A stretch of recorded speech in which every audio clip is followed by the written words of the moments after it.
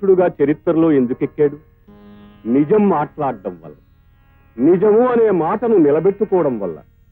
ఆ రోజు కాని అతను ఆ మాట అనలేదన్నా, ఆ మాట ఇవ్వలేదని చెప్పినా తను రాజ్యభ్రష్టుడు కావలసిన అవసరం లేదు. భార్యను నడిబజారులో నిలబెట్టి అమ్ముకోవలసిన అవసరం లేదు. తను కాటి కాపరి కావలసిన అవసరము లేదు. చివరకు బిడ్డ చనిపోతే కాటి సుంకం చెల్లించలేని దీన స్థితిలో ఆ తల్లి దొంగగా చిత్రించబడవలసిన అవసరమూ లేదు.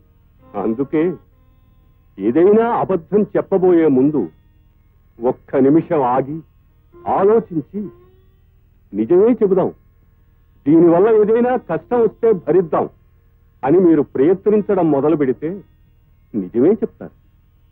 నిజం చెప్పడమే ప్రారంభిస్తే, నిజం చెప్పడానికే అలవాటు పడితే ఇక మీరు చెప్పమన్నా అబద్ధం చెప్పలేరు.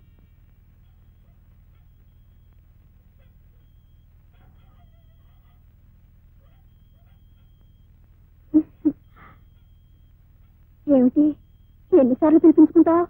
ఏదో మోజుపడి అడిగితే మగవాడు కాదు.